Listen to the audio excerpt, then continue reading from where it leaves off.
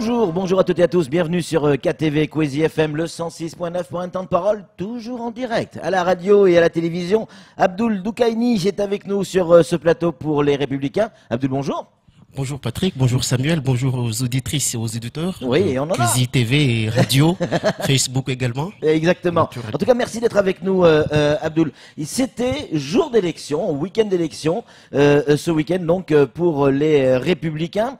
Le patron, j'allais dire le nouveau, il l'était déjà un petit peu, le nouveau patron, c'est Mansour Kamardine. C'est le patron, c'est le boss des Républicains ici à Mayotte.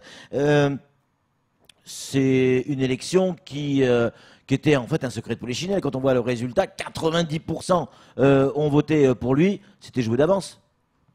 Je ne le sais pas si c'était joué d'avance. 90%. Non, mais il y a eu comment dire, un scrutin qui s'est déroulé ce samedi 13 octobre ici à Mayotte. En tout cas, je vous rappelle que c'est dans toutes les fédérations au niveau national, il y a eu des élections, pas uniquement à Mayotte, avec un taux de participation de 24%. J'ouvre une petite parenthèse. Sur le coup, on était les moins bons élèves dans le cadre de ce scrutin, parce que quand je regarde d'autres taux de participation, c'est beaucoup plus élevé, 96, 76, mais comment il fallait s'y attendre. Pourquoi à Mayotte, seulement 24%? Il fallait s'y attendre parce que c'était un scrutin électronique. Vous savez, on a des mamies, des papis, des gens qui ne sont pas familiarisés avec le scrutin, avec comment dire l'outil informatique. Donc ceci explique cela, mais c'était une bonne expérience, et puis à l'avenir on saura comment nous organiser pour améliorer ce taux de participation. Juste un point, rappeler qu'il y a eu 2 candidats, c'est vrai, à la présidence. 2 candidats. Il y avait Aouladi Saïdou Batiston, que je tiens ici à saluer pour son courage, pour sa détermination. C'est un militant de longue date qui est très actif sur le terrain, qui a voulu également aller présenter ses idées, faire valoir ses idées au sein de notre fédération. C'est plutôt positif, ça. C'est plutôt positif. Et bien justement, j'encourage. Ça veut dire que nous sommes au sein dans une organisation qui est démocratique. D'ailleurs, c'est bien stipulé dans nos articles. Donc, je tiens quand même à saluer son courage, parce que ce n'est pas donné à tout le monde de se mesurer entre guillemets face à Mansour Kamardine. Mais voilà, les résultats, vous l'avez dit, Mansour Kamardine a gagné avec 90%. C'est un beau score, et puis félicitations au président réélu. Alors, il y a eu plein de gens qui ont été élus, les délégués de circonscription, les membres du comité de circonscription, et on va pas tous les citer. On va en citer 2. Les délégués de la fédération au Conseil national, ça veut dire qu'il y a 2 délégués qui vont régulièrement monter à la métropole, notamment à Paris, la capitale, pour représenter, en plus de Mansour Kamardine bien évidemment, pour représenter Mayotte. C'est Dalan Patrick Hamada et Madame Echati Moussa Mrouavili, on va y arriver, pardon. Ça va être quoi leur rôle exactement? Alors, comme le titre de la fonction l'indique, ils sont délégués de la fédération pour représenter la fédération au Conseil national. Le Conseil national, en gros, c'est quoi? On va caricaturer, schématiser. C'est le Parlement au niveau national de notre parti politique, où s'est réunis les élus de notre mouvement, le bureau politique, les délégués justement des différentes fédérations, pour donner les orientations politiques, pour aller également définir, si vous voulez, délibérer sur les règlements intérieurs, sur un tas de choses sur lesquelles ils doivent se prononcer. Donc il doit en avoir environ 2 par an. L'année dernière, il y avait un conseil national au mois de janvier, et puis au mois de juin, le 30 juin, si ma mémoire est bonne. Donc c'est 2 au moins par an, et à chaque fois il faudrait aussi que la fédération soit représentée pour faire valoir aussi la diversité de chaque territoire. C'est un vote logique et normal quand il y a un nouveau patron des Républicains, Wauquiez, derrière, il y a les élections des délégués de circonscription, parce que c'est comme ça que les informations remontent au niveau national. Exactement, mais pas que Laurent Wauquiez, c'est une structuration qui est là depuis de longue date. Vous vous rappelez les élections au mois de janvier 2016, où on avait également élu les présidents des fédérations, les délégués au Conseil national, les délégués de circonscription, les membres de circonscription, les représentants de nouveaux adhérents. Donc tout ce beau monde-là ont été élus samedi 13 octobre. Alors, ça va être quoi les prochaines échéances là pour les Républicains, comme pour d'autres partis politiques du reste? C'est quoi l'Europe, les municipales? Alors, avant de répondre à votre question, juste rappeler que la prochaine installation du comité départemental, c'est important de le rappeler. Le comité départemental, c'est en quelque sorte, si vous voulez, c'est aussi notre parlement au niveau local. C'est notre parlement au niveau local. Donc, il réunit tous les membres qui ont été élus samedi, également le bureau politique, mais aussi tous les élus issus de notre formation politique, pour également décider des grandes orientations politiques sur pas mal de choses. Et puis, vous me demandez quelles sont les échéances à venir. D'abord, c'est rassembler. C'est important. C'est très important parce que là, on entre dans une nouvelle ère. Il y a eu il y a des élus, de nouveaux élus qui font leur entrée dans les différentes instances locales. Après, il faudra passer, moi, en tout cas, c'est ce que je souhaite, passer par la case formation. C'est très important. Très important, former ces élus-là, former les militants, former nos élus, en tout cas républicains. Quand je dis républicains, c'est la République. Et puis après, penser aux prochaines échéances électorales. Je pense notamment aux européennes qui vont arriver très bientôt, en mai 2019. Parce que là, les enjeux sont très importants. Les enjeux très importants. Mayotte est vraiment concerné par ces élections? Patrick Milan, moi j'ai toujours dit, et là où je pense que vous n'allez pas me contredire, que les Mahorais ont toujours démontré qu'ils sont profondément français. Ils aiment la France. Et l'actualité le démontre encore aujourd'hui. Et l'actualité nous le démontre tous les jours, pas uniquement aujourd'hui, mais tous les jours, qu'ils aiment profondément la France. Ils sont vraiment amoureux de ce pays. Et alors, je pense qu'au même titre, ils doivent également se sentir profondément européens. Profondément européen. Comment pouvons-nous vendre l'Europe ici si les gens ne se sentent pas forcément profondément européens? Alors, et aussi, je le dis souvent, chaque fois que j'en ai l'occasion, que l'État est aujourd'hui dans une logique d'économie, pas de dépenses. L'argent, si on veut construire, développer Mayotte, ce n'est plus à l'État français qu'il faut aller le demander. C'est vraiment aller en Europe. Et dans ce cas-là, je pense qu'il faudra aussi qu'on s'organise avec un projet qui sera fédérateur, qui pourra rassembler et en tout cas qui pourra indiquer le cap. Ça, c'est très important, très très important. Connaître les instances européennes, et à partir de là, je pense qu'on pourra envisager l'avenir sereinement. Samuel Bocher, le rédacteur en chef de France Mayotte Matin, une question à vous poser, Abdoul. Je reviens sur le scrutin de ce dimanche, enfin de ce week-end, pardon. Moi, j'ai une petite mémoire et en 2016, je me souviens que ça avait été un joyeux bordel. Des urnes bouchées, enfin bon, des gens qui faisaient la queue, qui ont attendu pendant des heures. Là, ça s'est très très bien passé. Comment peut-on l'expliquer? C'est parce que c'est le mode de scrutin, on vote par l'électronique? Ou est-ce que c'est parce qu'il y a beaucoup moins d'adhérents aux Républicains, il y avait donc moins de monde à voter? C'est quoi la raison de ce succès? Moins d'adhérents, je ne pense pas. Je pense que c'est vrai que vous avez tout à fait raison sur le fait que là, il y a moins d'adhérents. En 2016, on était aux alentours de 3000, mais on connaît les conditions.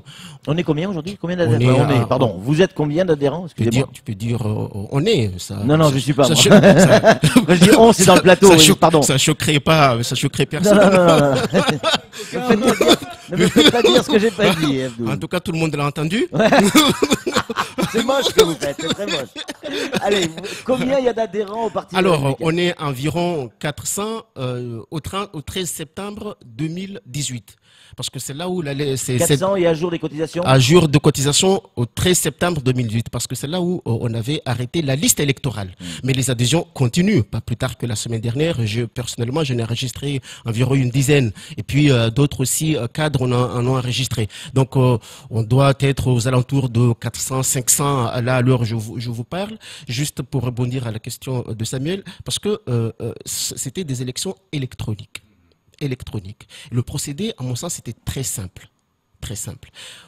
Quand on entrait sur la plateforme, en 2 minutes, même moi, on comment dire, ont validé les différents scrutins, les différents postes.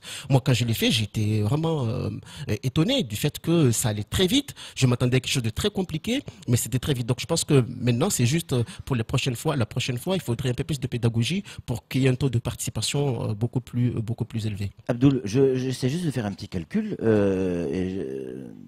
Vous me dites entre 400 et 500 adhérents, d'accord? Il y a eu 24% de votants, donc de ces 400, exactement. Ce qui fait grosso modo une centaine. Exactement. Et sur cette centaine, Mansour Kamardine a été élu à 90%. Ça veut dire qu'il y a 90 personnes qui ont voté sur lui pour l'ensemble des Républicains de Mayotte. C'est relativement peu quand même. C'est relativement peu, mais c'est ce que j'ai expliqué tout à l'heure. C'est lié 24%, au fait que c'est ce qu'avait fait Macron au premier tour. C'est lié au fait que nous sommes confrontés à une situation de l'électronisme ici à Mayotte. On sait que la plupart de nos adhérents ne sont pas encore familiarisés avec l'outil informatique. Il fallait s'y attendre, ce n'est pas une surprise, il fallait s'y attendre. Maintenant, on sait que pour la prochaine fois, il faudrait qu'on s'organise de sorte à ce que on puisse, que ce taux de participation puisse être un peu plus élevé. Vous savez, il y avait également une plateforme en ligne où ceux qui ne recevaient pas, n'avaient pas reçu ou avaient égaré leur identifiant et mot de passe, on pouvait aller sur cette plateforme, mais cette plateforme a connu aussi un bug parce qu'elle était beaucoup sollicitée. Mais là n'est pas la question. Moi, je retiens que c'est passé de manière très calme, dans le calme. Il n'y a pas eu de heurts, il n'y a pas eu des invectives, des insultes, voilà. En tout cas, c'était vraiment très calme. Bon, en même temps, en tout cas, c'est ce que je retiens. Vous n'avez pas à vous engueuler avec 90 votants. Non, mais écoutez, les gens, non, mais c'est vrai. Attendez, après, ce que vous oubliez aussi, Patrick, c'est que dans la mesure où c'était électronique, les gens pouvaient voter de chez eux. À la plage, dans l'avion, dans leur bureau, j'en sais rien, dans l'avion. Donc, si vous voulez, dans le point de vote que nous avons tenu, nous avons reçu environ une dizaine de personnes parce que les gens votaient directement de chez eux. Et c'était beaucoup plus facile comme ça. Ça évitait des déplacements parfois pénibles. Donc moi, je pense qu'il faut retenir l'esprit. L'esprit, c'est que ça s'est bien déroulé et puis que c'était dans le calme. En quelle année Sobadine a été élu président du conseil départemental? 2015. 2015-2016, c'est effectivement 3 à 4 000 adhérents dans cette période-là. Aujourd'hui, 2 ans après, on se retrouve avec 400 ou 500 adhérents. Est-ce qu'il faut y faire un lien? Absolument pas du tout. Pourtant, ça existe. Oui, le constat est là. Hein. Le constat on passe de 4 000 à 400. Non, 3 000. 3 000 à 400. Mais oui, mais le constat est là. Vous le dites. Moi, je l'explique de la manière suivante. Vous connaissez le contexte de 2015-2016, lors de ces élections. Je n'ai pas honte de le dire, je le dis ici, il y a certains qui ont fait adhérer des gens qui n'étaient pas forcément avaient l'esprit ou la conviction de partis de droite, juste parce qu'il fallait gagner les élections. Moi, je l'explique comme ça. Et sur le terrain, c'était cela. Donc, en fait, à Mayotte, il y a vraiment, les vrais républicains tels que vous l'imaginez, c'est 400 personnes. Non. Vous savez qu'au sein d'un mouvement, il y a trois parties. Trois sensibilités. D'abord, ceux qui sont adhérents avec leur adhésion, leur carte et tout. Des militants sur le terrain et puis des membres sympathisants. Vous n'êtes pas obligé d'avoir votre carte pour, lors d'un scrutin local ou national, voter pour le parti. Vous avez des 400 adhérents qui sont là pour, au quotidien, être sur le terrain, pour relayer le message, pour parler au nom du parti. C'est cela. Mais sinon, on n'aurait jamais gagné les élections ici à Mayotte. Voilà. Encore une question. On a pu se renseigner à dimanche après-midi, au moment de la proclamation des résultats, auprès d'un certain nombre de républicains. Tout le monde beaucoup de gens nous ont dit, non, ce qui est important maintenant, on prépare les municipales. Le plus important, c'est les municipales. Comme si l'Europe, effectivement, c'est important, mais c'est pour les républicains de Mayotte, c'est d'abord les municipales. Vous le comprenez, ça? Je peux le comprendre, parce que vous savez, l'importance qu'on accorde aux élections locales ici, des fois, quand c'est élections nationales, législatives, sénatoriales, ça ne mobilise pas, mais quand ce sont des élections vraiment purement locales, départementales et municipales, il y a un engouement, il y a une mobilisation très très forte. C'est très bien. C'est vrai que nous sommes en train de nous organiser. Nous avons fait le tour des différentes communes, des 17 communes, aller à la rencontre de nos militants militants, les sensibiliser, aller prendre, si vous voulez, le pouls, la température, pour leur dire qu'il faudrait qu'on soit au rendez-vous de ces élections-là. Mais au-delà de trouver des hommes et des femmes qui vont porter les couleurs de parti, moi je pense que le plus important, c'est le projet. Le plus important, c'est le projet. Il va falloir un jour prendre le temps et venir nous en parler sur ce plateau, parce qu'on le cherche pour l'instant, le projet des Républicains. Écoutez, on le cherche, pardon. Non, mais moi je ne pense pas. Lors des législatives 2017, voire présidentielles également 2007, nous avions également présenté un projet. Oui, ce même projet sera réactualisé. Je suis entièrement d'accord avec vous, mais en tout cas, il sera réactualisé. On va se retrouver, on va définir un projet pour ce territoire. Samuel, encore une question. Alors, dans l'élection qui s'est déroulée ce week-end, il y a des présidents de section qui ont été élus. Est-ce que ces présidents sont préfigurateurs des candidats pour les municipales de 2020 pardon. Je m'explique. Quand je vois le nom, par exemple, de Hamdil Soumaïla, qui est élu, est-ce que ça faudrait pouvoir dire qu'il sera candidat adoubé, on va dire, pour les municipales à Mamoudzou? C'est un secret polichinelle. Il est candidat du parti, parce que ça a été relayé par notamment des médias concurrents. Mais Samuel, je n'ai peut-être pas trop compris votre question, mais les présidents de section n'ont pas été élus ce week-end. Voilà. C'est bien de corriger. Oui, le président de section ne sont pas élus ce week-end. Vous savez, il y a des sections qu'on appelle les sections communales. Comment c'est organisé au sein de notre parti? Vous avez les sections communales. Dans chaque commune, on a un président élu. Et les élections pour ces présidents-là auront lieu, si ma mémoire est bonne, au mois de mars 2019. Ensuite, on a les comités, si vous voulez, de circonscription, dirigés, gérés par les délégués de circonscription. Et dans ces comités de circonscription, vous avez les membres de circonscription qui ont été élus, et également les représentants de nouveaux adhérents. Et en dessous, au niveau départemental, là on a le comité départemental qui réunit les deux instances, en tout cas les différentes instances dans chaque circonscription, et on a également le bureau, mais tout cela chapeauté par le président. C'est compliqué tout ça quand même. Voilà. Mais en tout cas, ça prouve qu'on a une organisation bien structurée et qu'on est présent dans chaque coin du territoire. Et ça, à mon sens, c'est très important pour la démocratie, pour faire entendre les différentes sensibilités. Oui, évidemment. La diversité dans cette élection, je regarde tous les noms qui sont... toutes les personnes qui ont été élues, alors que les Républicains prônent la diversité, etc. etc. Là, il n'y en a pas. Alors, oui. D'accord. Et vous me donnez aussi l'occasion là de m'expliquer sur ce point. Ouais. Nous avons pendant 6 mois,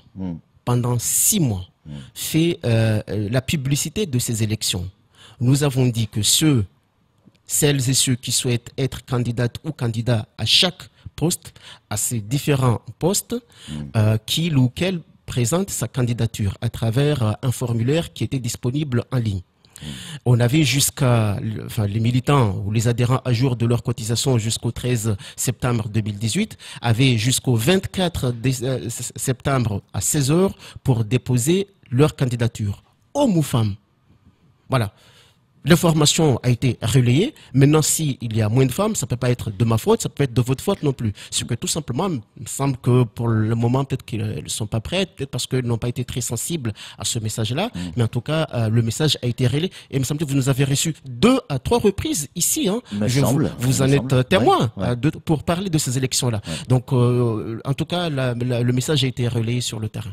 Dernière question, parce qu'on est déjà très en retard. Question d'un auditeur qui nous dit « Je suis républicain, de ce que je vois en termes de programme pour les républicains, c'est le rapprochement avec la Réunion. Moi, je suis mahorais, je veux qu'on protège Mayotte. » Est-ce que là, vous risquez pas, au sein de votre parti politique, d'avoir des divergences?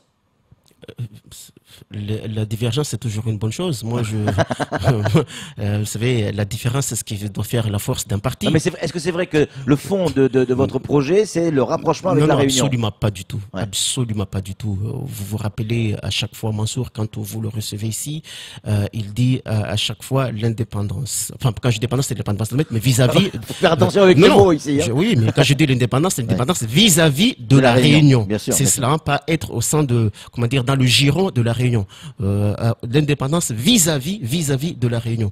Et dans pas mal de choses, notamment le passeport qui maintenant, me semble-t-il, se fait à la Réunion. Là, nous sommes pas du tout d'accord, mais je comprends pas le message de l'auditeur pour nous dire qui dit que parce qu'il y a eu une convention de déclaration d'intention qui a été signée par le président. Ah, par rapport à cela. Par rapport à cela. Oui, j'avais pas fait le lien. J'avais pas fait le lien, mais si c'est par rapport à ça, moi je pense que non, pas du tout. Au contraire, là on essaie de bénéficier de l'expérience des Réunionnais, notamment sur la mobilisation des fonds européens. On sait que les Réunionnais sont les grands consommateurs, si on peut l'exprimer ici, des fonds européens. Donc ça ne peut qu'être bénéfique pour les Mahorais si on veut développer ce territoire. C'est de la coopération franco-française. Hein, exactement. Mais chacun doit garder son indépendance, tout simplement. Voilà. Et son autorité. Merci en tout cas beaucoup. On rappelle l'information pour cette élection. Sans surprise, Mansour Kamardine réélu en tant que patron des Républicains ici à Mayotte. Et bravo à Baptiston aussi. Mais oui, bravo Baptiston. Vous me rappelez juste que l'installation du comité départemental, je l'ai dit tout à l'heure, c'est le dimanche 28 octobre, avec tous les nouveaux membres élus le samedi 13 octobre. Abdoul Doukaini, merci beaucoup d'être venu sur ce plateau. C'est tout pour ce temps de parole. Tout de suite, la suite de nos programmes.